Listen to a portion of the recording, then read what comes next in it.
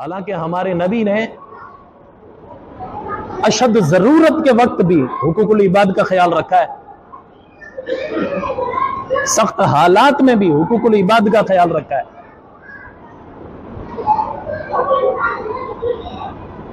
مسند احمد میں ایک حدیث آتی ہے، ایک یہودی چرواہا تھا، وہ یہودیوں کی بکریاں چرا رہا تھا۔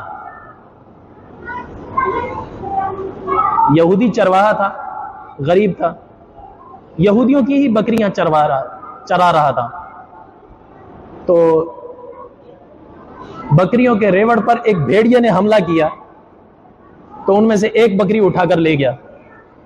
تو چرواہا پیچھے دوڑا، لاٹھی کے ذریعے مار مار کے بھیڑیے کو بھگا دیا، بکری اس نے چھڑا لی۔ یہ مسند احمد میں یہ واقعہ آتا ہے، جب بکری اپنے ریوڑ میں لے گیا تو بھیڑیا اونچے ٹیلے پر جا کر بیٹھ گیا، اگلی لاتیں یوں اٹھا لی، پچھلی لاتیں لیٹا کر بیٹھ گیا، اور چرواہے کو دیکھنے لگا، دیکھ کر کہنے لگا تجھے حیا نہیں آیا؟ مجھے اللہ نے رزق دیا تو تو نے میرے ہاتھ سے چھین لیا۔ انسانوں کی طرح بولا، انسانوں والی زبان میں بولا، تجھے حیا نہیں آیا؟ میرے رب نے مجھے رزق دیا، تو نے میرے ہاتھ سے چھین لیا۔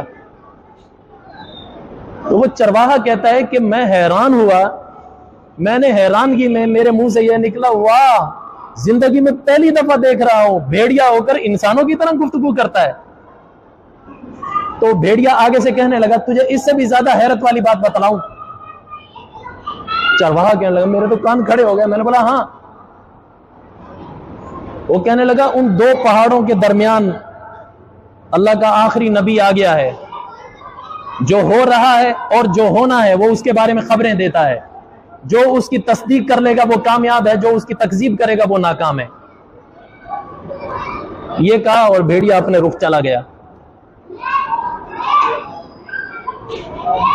چرواہا حیران رہ گیا، بکریوں کا ریوڑ لے کر آیا احد کے پہاڑوں کی طرف، پتہ چلا کہ وہ آخری نبی حضرت محمد صلی اللہ علیہ وسلم ہے۔ لوگوں سے کہا مجھے ملواؤ، لوگوں نے کہا اس وقت وہ خیبر گئے ہوئے ہیں، اس وقت خیبر کی جنگ لگی ہوئی تھی سن 6 ہجری میں۔ وہ چرواہا وہاں سے خیبر پہنچا، وہاں جا کر مسلمانوں کے لشکر میں گیا تو مسلمانوں سے پوچھا تمہارا سردار کہاں ہے؟ انہوں نے کہا وہ اس خیمے میں بیٹھا ہے۔ وہ خیمہ کائے کا تھا، کھجور کے پتوں کا بنا ہوا۔ وہ چرواہا کہنے لگا تم میرا مذاق اڑاتے ہو، میں نے سردار کا پوچھا ہے۔ کہنے لگے ہاں اسی کے اندر ہے۔ چرواہا کہتا ہے میرے ذہن میں تھا وہ کوئی بڑا بادشاہ ہوگا، بڑا مالدار ہوگا، بڑا ٹیکیل ہوگا، روب تاب والا ہوگا جو سارے عرب کو فتح کرتا جا رہا ہے۔ لوگوں نے کہا اسی کے اندر ہے۔ یہ چرواہا چلا گیا، اجازت مانگی، اندر داخل ہوا، جاتے کہنے لگا محمد آپ ہیں؟ حضور صلی اللہ علیہ وسلم نے فرمایا ہاں میں ہوں۔ کہا آپ کس چیز کی دعوت دیتے ہیں؟ حضور نے فرمایا میں اسلام کی دعوت دیتا ہوں۔ کہنے لگا میرے سامنے اسلام پیش کرو۔ حضور صلی اللہ علیہ وسلم نے بتلایا اسلام یہ احکامات کا نام ہے۔ وہ کہنے لگا میں مسلمان ہوتا ہوں، مجھے کلمہ پڑھا دیجئے۔ حضور صلی اللہ علیہ وسلم نے اس کو کلمہ پڑھایا۔ حضور نے سوال کیا کہ تجھے کس چیز نے ابھارا کہ تو اسلام قبول کرے؟ تو اس چرواہے نے اپنا وہی قصہ بیان کیا، میں بکریاں چرا رہا تھا، بھیڑیے نے یہ لفظ کہے کہ ایک آخری نبی بھی آ چکا ہے، جو ہونے والے واقعات، جو ہو رہے ہیں واقعات، جو ہونے والے ان کے بارے میں خبر دیتا ہے۔ حضور نے فرمایا آؤ میرے ساتھ۔ خیمے سے باہر آئے، حضور نے صحابہ کو اکٹھا کیا، کہا اس کی بات سنو، کہا اپنا واقعہ بتلا۔ وہ چرواہے نے اپنا پورا قصہ بتلایا۔ پھر حضور نے جب اس چرواہے نے کہا نا کہ بھیڑیا نے مجھے یہ کہا تھا کہ وہ آخری نبی موجودہ وقت کی اور آنے والے وقت کے بارے میں خبریں دیتا ہے، تو حضور نے فرمایا رک جا اے لوگوں، میں تمہیں اس سے بھی زیادہ حیرت والی بات بتلاؤں۔ لوگوں نے کہا یا رسول اللہ لبیک، آپ صلی اللہ علیہ وسلم نے بتلایا، پھر سنو، قیامت کی علامات میں سے یہ ہے، جب قیامت قریب ہوگی، تم میں سے کوئی بندہ سفر پر نکلے گا، جب وہ اپنے گھر واپس لوٹے گا، اس کا جوتی کا تسمہ اور اس کے ہاتھ میں لی ہوئی چھڑی اس کو بتلائے گی تیرے گھر والے تیرے بعد کیا کرتے تھے۔ اس سے اس طرف بھی اشارہ نکلتا ہے کہ ٹیکنالوجی اتنی بڑھ جائے گی۔ اب کیمرے کتنے سے آگئے، چھوٹے چھوٹے ذرات سے، کہیں چھپا کر لگا دو، جب آؤ تو پوری خبر بتلا رہا ہوتا ہے کیمرہ، تیرے جانے کے بعد یہ کچھ ہوا ہے۔ ہو سکتا ہے وہ اگلا زمانہ اس سے بھی زیادہ ٹیکنالوجی میں چڑھا ہوا ہو۔ حضور نے یہ بتلایا کہ وہ زمانہ آئے گا جب کوئی سفر میں تم میں سے نکلے گا، جب واپس لوٹے گا، اس کی جوتی کا تسمہ اور اس کی لاٹھی اس کو بتلائے گی تیرے گھر والے تیرے بعد کیا کرتے تھے۔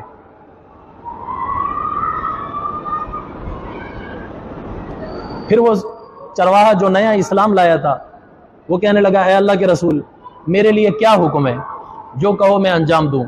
حضور نے فرمایا، اس وقت کوئی نماز کا وقت نہیں ہے، کوئی نماز کا وقت نہیں ہے،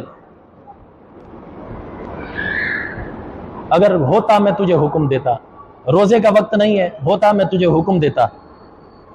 ہاں البتہ ایک عبادت ہو رہی ہے جہاد، اس میں شامل ہو جا۔ تو وہ چرواہا جہاد میں شامل ہونے کے لیے اٹھ کر کھڑا ہوا اور پوچھنے لگا، اے اللہ کے رسول، اس جنگ میں کودتے وقت دو شکلیں ہوں گی، یا میں زندہ لوٹ آؤں گا یا میں مر جاؤں گا۔ اگر میں زندہ لوٹا میرا کیا رتبہ اور مقام ہوگا، اگر میں شہید ہو گیا میرا کیا رتبہ اور مقام ہوگا۔ حضور نے فرمایا، جب تو اسلام لے آیا ہمارا بھائی بن گیا، اب ہم تجھے اپنے گلے سے لگائیں گے۔ وہ کہنے لگا، اے اللہ کے رسول، میں تو ایک غلام ہوں، غریب ہوں، رنگ بھی کالا ہے، مجھ میں سے پسینے کی بدبو بھی آتی ہے، کیا آپ مجھے گلے لگا لیں گے؟ حضور نے فرمایا، اللہ کی قسم تو ہمارا بھائی ہے، ہم تجھے گلے لگائیں گے۔ وہ کہنے لگا، اگر میں مارا گیا میرا رتبہ اور مقام کیا ہوگا؟ حضور نے فرمایا، میں تیرا ضامن ہوں، میں ضمانت دیتا ہوں، اللہ اس کے بدلے میں تجھے جنت ضرور دے گا۔ اس چرواہے نے تلوار اٹھائی، جانے لگا۔ حضور نے پھر بلایا، کہا ادھر آ۔ وہ آیا۔ حضور نے فرمایا، تو کہہ رہا تھا میں چرواہا ہوں، بکریاں میری ملکیت نہیں ہے۔ اس نے کہا ہاں ایسا ہی ہے۔ حضور نے فرمایا، وہ بکریاں کہاں ہیں؟ کہہ رہا میں سب ہانک کر لے آیا ہوں۔ کہا کن کی ہیں؟ کہا ان یہودیوں کی ہیں جن کے خلاف آپ لڑ رہے ہو۔ حضور نے فرمایا، پھر تیرا معاہدہ ہے ان کے ساتھ ان جانوروں کی حفاظت کرنا، تو اپنا معاہدہ پورا کر، پہلے یہ بکریاں ان کے حوالے کر کے آ۔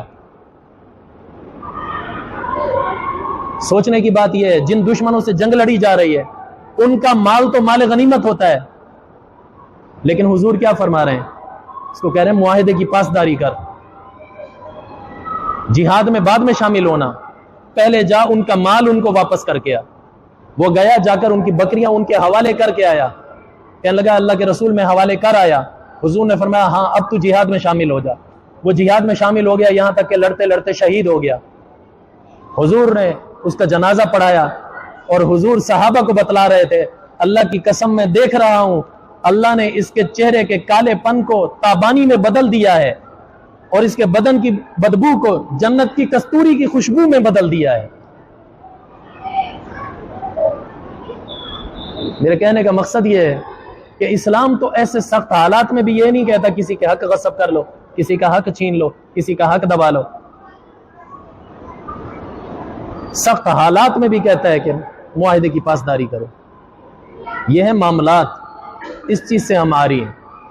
ہم ان معاملات کے اندر سمجھتے ہیں کہ یہ ہماری نجی زندگی ہے، اس میں ہم جو چاہیں کریں، اس میں اللہ کے رسول کا کوئی واسطہ نہیں ہے۔ نہیں، اگر ہماری یہ سوچ رہی، پھر یاد رکھنا ہمارا ایمان کامل نہیں ہے، ناقص ایمان ہے،